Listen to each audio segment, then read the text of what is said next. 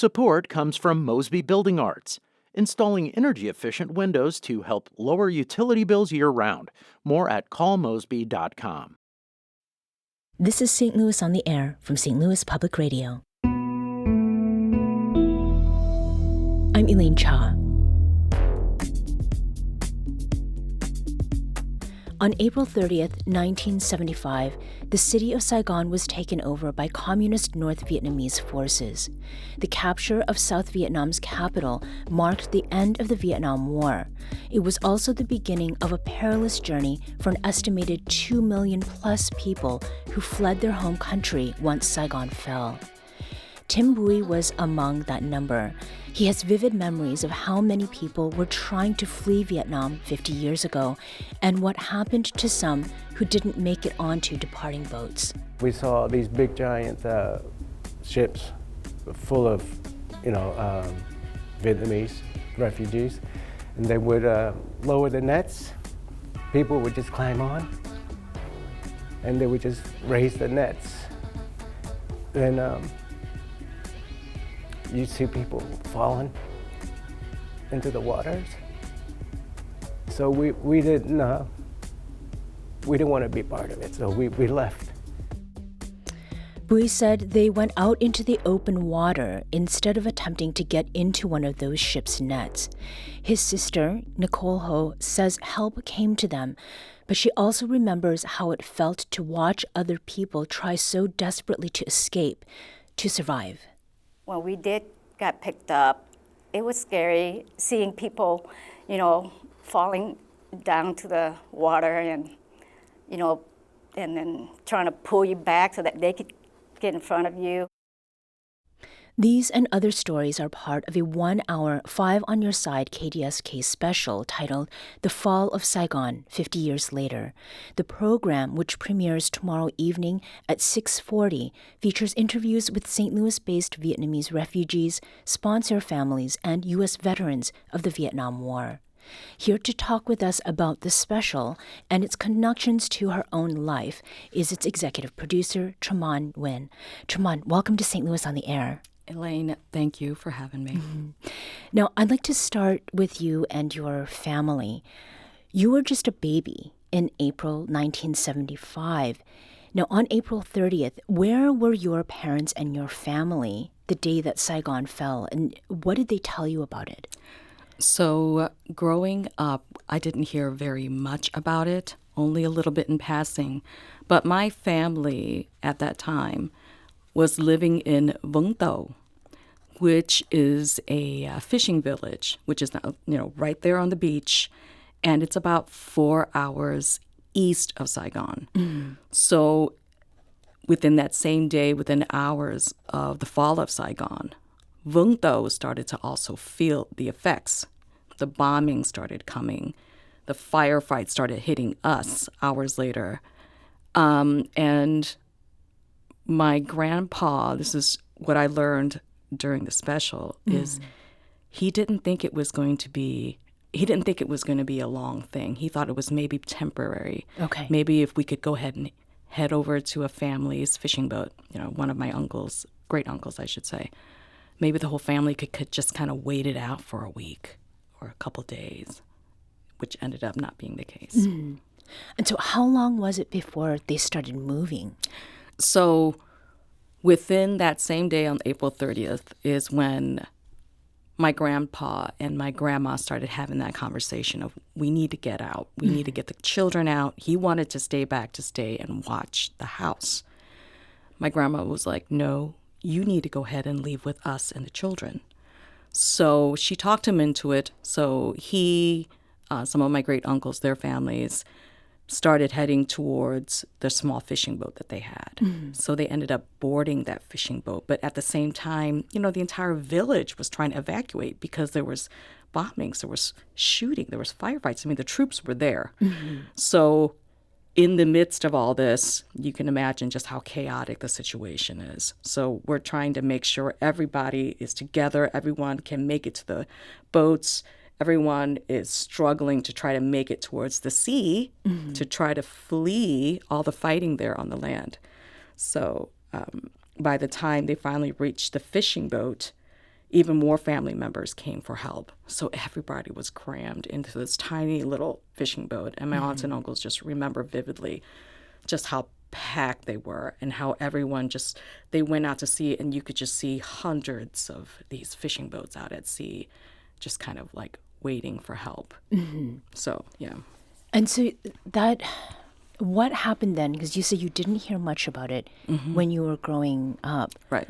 Were there things that you like pieced together based on what you did hear, particularly about the period before you all managed to get to the United States? Yes. So I had heard from my mom in passing every now and then how she was very instrumental in helping my family communicate with U.S. troops, because my grandmother had a small little business. I think I'm not quite sure what kind of business she had. I don't know if she sold like desserts like jar or what have you to U.S. troops. So my mother helped her with that and communicated. So my mom had said in the past that she did help communicate a little bit when we were finally rescued, but it took a while. I think our family was out at sea for like a week and a half or so. Wow. Just floating and not having enough food and not having enough water. And, you know, my mom just never really spoke about all the trials and tribulations that happened at that point. I heard about stuff once we hit Guam, but not so much in that time before we were in between, like Vietnam to Guam. Yeah. So it was just, it was a chore trying to find out a little bit here, a little bit there, because I think they were just dealing with a lot of trauma. Yeah. And they just wanted to kind of bury it, and then probably also to protect me Yeah. from hearing about all that hardship. So I didn't hear how much of a role my mother played in helping our family, because she was 21 at the time, until her passing. She had passed away from liver cancer back in 2012. And at her visitation, some of our sponsor families came, and I hadn't seen them in years. And they were like, you know, your mom was the translator for your family. Do you know that? I was like, oh my God, I had no idea. Yeah. It's just all these little stories that would come out later, but the elders never really spoke about it. Right. And is that part of what then motivated you to, you know, put this special together? When did the idea to do this come to you? So I would have to say it came to me a few years back. Like I was noticing, like, okay, when I hit 50, it's going to be right around the time of the 50th anniversary of the Fall of Saigon, the reunification of Vietnam. So I was thinking, you know what? My family sacrificed so much to get us here. And not just my family, but all these refugee families who fled their homes, didn't have anything, barely had anything with them, to find freedom and to have a new life and chance for themselves and for their kids. So in honor to honor them and remember them and where we came from, I was like, I wanted to go ahead and tell their stories. And so I could learn some. Their children, all the future generations would kind of have this, because I think growing up, that generation, the older generation, they kind of kept to themselves. And it was kind of how I was raised too. You know, you don't have to speak about what you had to go through at that point, the fears, the desperation, all that stuff. You just kind of dealt with it and you moved on. And you just did. Yeah. It's just determination, perseverance. You just did it. And that's kind of how I am now. But I'm like, you know what? I need to learn more about my history. And in learning about my history and the history of our people, it would help us better understand ourselves and prepare, you know? And your family was among the first Vietnamese refugees to come to St. Louis, and there's now quite a sizable Vietnamese community Yes. here in the St. Louis area. How is it that you all ended up in St. Louis to begin with? So when we were finally picked up by the U.S. ships. It was probably like a week and a half in. We were really lucky. We ended up in Guam. We stayed in Guam for a little over a month because I ended up having some medical issues and clinically died. I was actually saved on the U.S. Army base there. Oh, wow. Yeah, so we were there for a little bit, and then from there, we went to Fort Chaffee in Arkansas, which was one of several military bases where the U.S. helped bring refugees in so we could acclimate ourselves, learn the language, learn the culture. From there, we ended up in St. Louis because some families from a local parish here in St. Louis, St. Catherine Labouré, ended up sponsoring our family. So there was this big vote. It was a big call out. It was across all denominations. It was Christian, it was, Jewish, it was Lutheran, all sorts of religions and denominations were given the call out, please help these, refugees, hundreds of thousands of refugees coming into our country. Let's go ahead and help them start a new life. So St. Catherine Labouré held a vote, and the parishioners actually voted, yes, let's help the Bui family. And my grandma and grandpa had 11 kids. Wow. Yeah. And then, of course, my mom, and then my mom had me. So it was 12 of us. I was the youngest at the time. So there was probably about 12 main families within St. Catherine Labouré in South County that really took care of us and helped us. So that's how we ended up in St. Louis. And it was amazing because they actually put money together and fundraised and bought us a small little house. Oh, for all of that family. The it must have whole been very family. busy. Yeah, Yes. yeah. I think it was kind of like, ooh, you know what? It was tiny, but God, it was like a mansion compared to what we had in Vietnam, I'm sure. Right. But, a tiny little 2-bedroom house with a basement in Afton. And all of my family members just scooched in there. Yeah. And they were amazing, the sponsor families. I think that the local focus, and this is something that you and I spoke about when we happened to meet somewhere else for an event that is related to the 50th anniversary. Why was it so important for you with this to have a local focus in this special? To kind of like help others understand that this isn't just Vietnamese history impacting the Vietnamese community. This impacts our community here in St. Louis and beyond our borders, beyond the U.S. So this is a story that has so many connections. It's like a web. And I just wanted to let others know that this story is not just Vietnamese history, like I said, but American history, Yeah.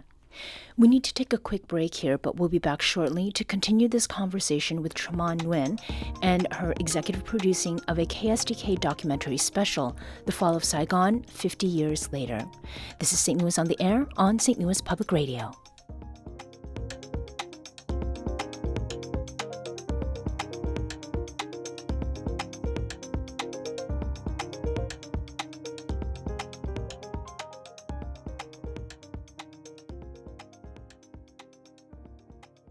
Support comes from Gemma, architects, planners, and designers seeking to bring joy to their clients and communities. Details at gemastl.com.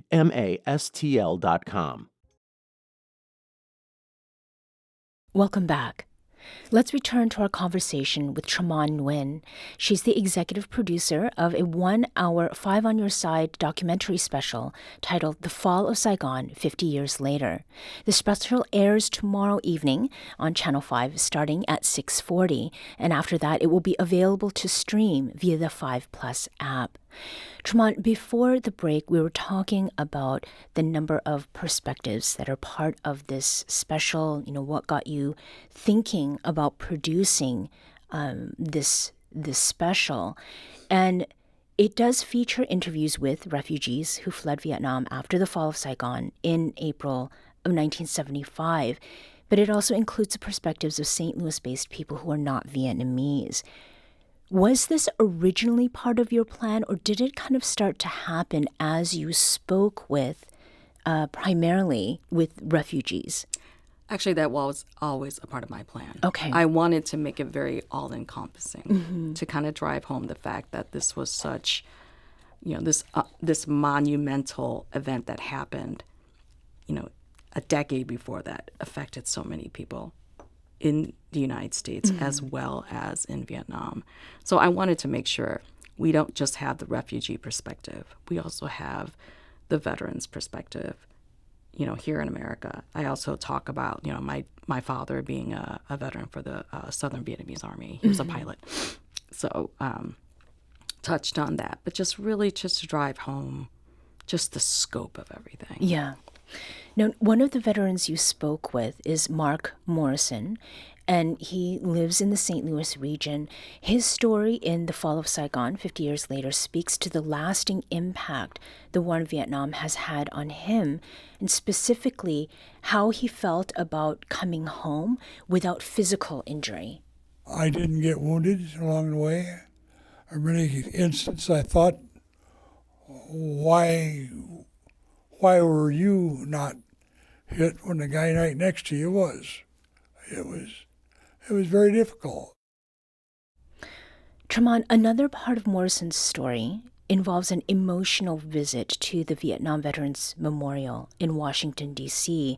that was part of a St. Louis Honor Our Flight trip.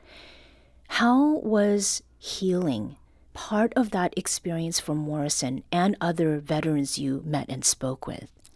So the Honor Flight, Greater St. Louis Honor Flight, is a wonderful program that helps veterans from many, many wars, not just the Vietnam War, have that chance to go to Washington, D.C. and to visit these monuments that are built in their honor. And the Vietnam War, the Vietnam conflict itself was such a difficult war because it was the first war that was ever televised. So everyone was watching this beamed into their living rooms. And to see the shock of war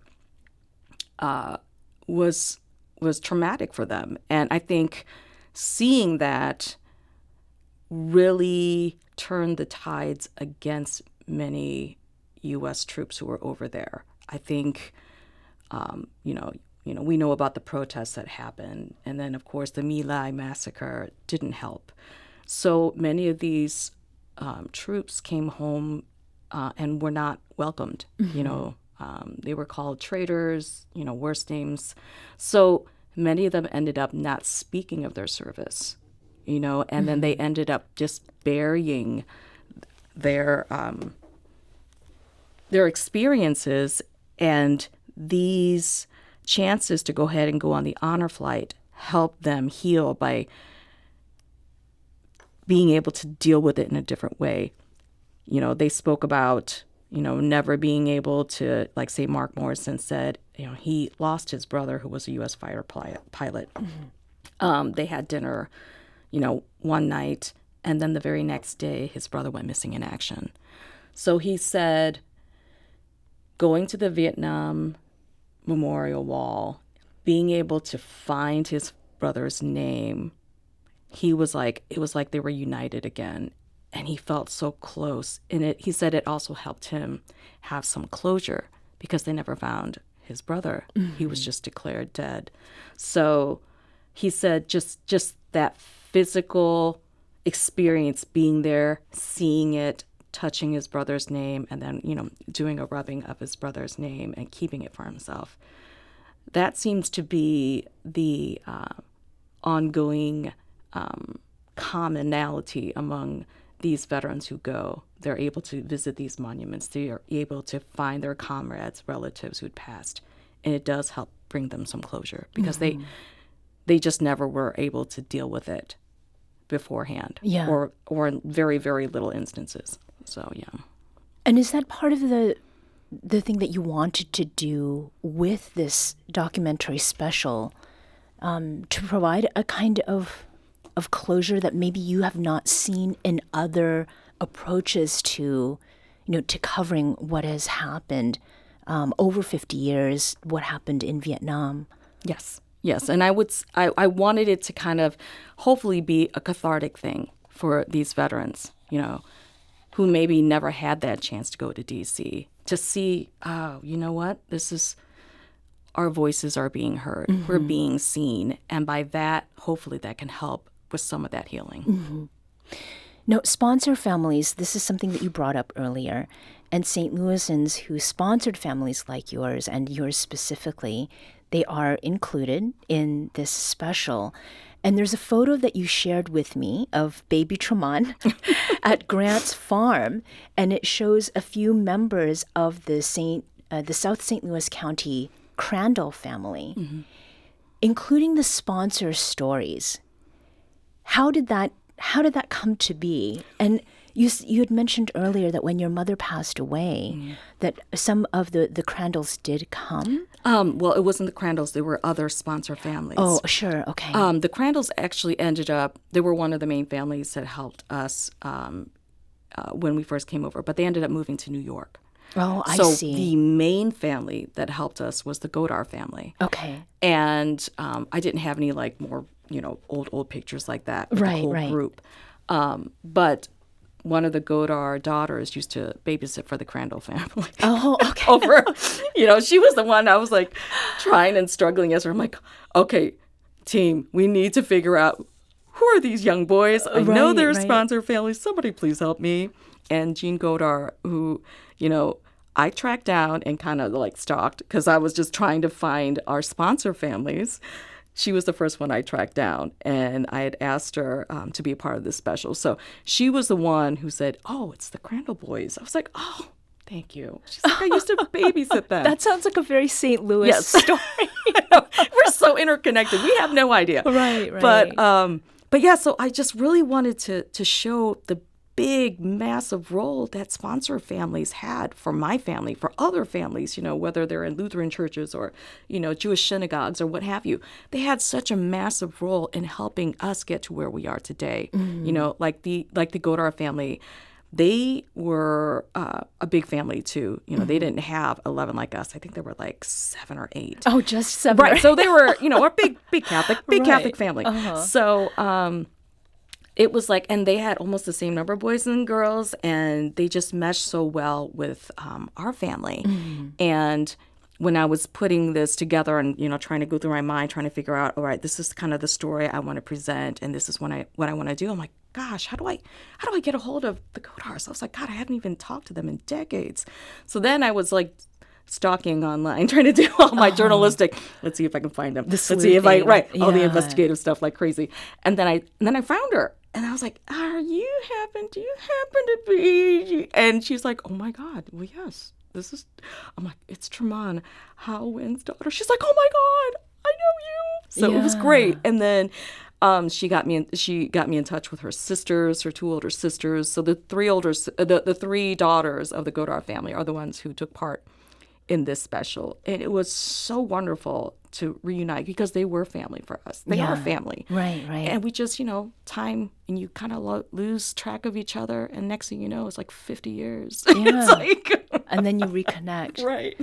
So there are those who were obviously, they were very open to talking with you. But as far as challenges go, were there in particular Vietnamese elders who were resistant to talking about some of the things they went through? Were there any language challenges involved? There were. So when I first put the call out, I put the call out online to see if anybody might want to go ahead and, if they have a relative who involved in the Vietnam War or who experienced it or was if they were in Saigon around that time or if they stayed back. When did they come over? Because I wanted a certain timeline.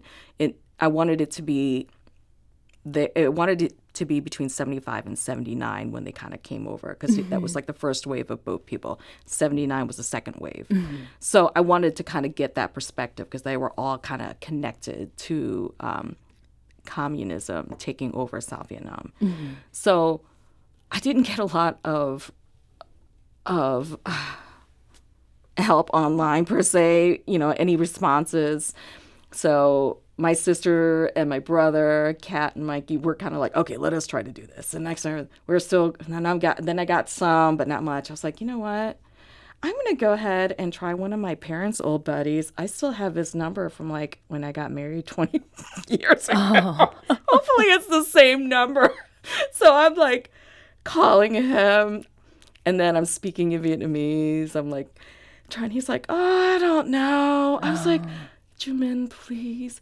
I really want us to honor you and the other elders who paved the way for us to be here. And really kind of like spoke my case. And he was like, okay, T, okay, let me think about it. I was like, okay. And then he was like, okay, I think I'll do it. I'm like, oh my God, this is amazing. Oh, by the way, do you have another person? Oh, sure. So Right. I was like, let's go ahead and try to go ahead and push a little bit and see if we can find more people. And he did. He hooked me up with Dr. Phung Nguyen, who's a retired doctor. But, Dr. Nguyen, and he is actually featured in the Fall of Saigon. And actually, you saw a little bit of that package last week. Mm-hmm. He was at, I want to say, Bin Phuc Hospital in Saigon at the time when it fell. So his experience of just being stuck in the hospital and working hours on end, not seeing his family for over a month or so, is a part of that special. He does talk about that. And then while Jumin Chun, he was a retired naval officer. He spoke about being able to immediately leave during the Fall of Saigon. Right, so it was just many different. Yeah, but I'm just telling you, a lot of the others I'd reached out to, even my dad. My dad didn't want to talk about it. Yeah. Just being able to, hey, my uncle, who was the oldest at the time, didn't want to speak about it, and I really had to like make my case with my aunts and uncles too, who took part, because I really, hey, I would love to hear your perspective. I've never heard of these stories. Mm-hmm. So it was like when I heard them during the special, it was like my first time hearing them. Yeah. So it was amazing because my mom, again, she spoke a little bit about Guam, and that was about it. Yeah. She didn't really talk much about us. It is interesting how sometimes you learn more from people who are not part of your family, or if someone who's not part of your family asks them, they're much more open with some of the things that they maybe have not hidden from you, but have reserved or kept. Mm-hmm.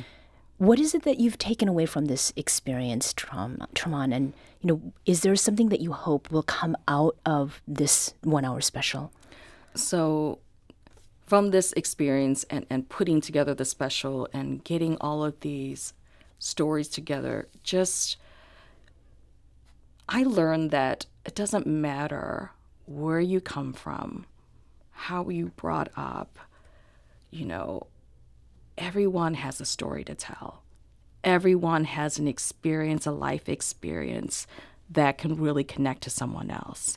And it's just a matter of giving them that platform and that voice to speak. And in moments of crisis like the Vietnam conflict, you see bad, but often you also see good. Mm-hmm. There's so much good out there. And, if it not were sponsor families and, the U.S. military or, other entities that helped us get to America, we wouldn't be here at all today. I would not have the opportunities that I had today. And to be able to hear those stories and hear those voices, whether it's from refugees, sponsor families, veterans. We also spoke with a gentleman who survived the baby lift crash. Mm-hmm. He spoke about his opportunity, and then we spoke with, the new generation of Vietnamese children of refugees, mm-hmm. their experiences. Just their chance to storytell just really gives that perspective out there. Mm-hmm. Traman Nguyen is the executive producer of the 1 hour 5 on Your Side documentary special, The Fall of Saigon, 50 Years Later. Traman, thank you so much for joining us today. Thank you for having me, Elaine. This episode was produced by Elaine Shaw. Our audio engineer is Aaron Dorr. This podcast was mixed and edited by Aaron. Our executive producer is Alex Hoyer. St. Louis on the Air is a production of St. Louis Public Radio. Understanding starts here. Do you find yourself regularly listening to episodes of St. Louis on the Air? Suggest us to a friend you think might enjoy our conversations. And leave us a review and rating on Apple Podcasts on the App Store. It's the simplest way to help people discover our show. Thanks. St. Louis Public Radio is a member-supported service of the University of Missouri St. Louis.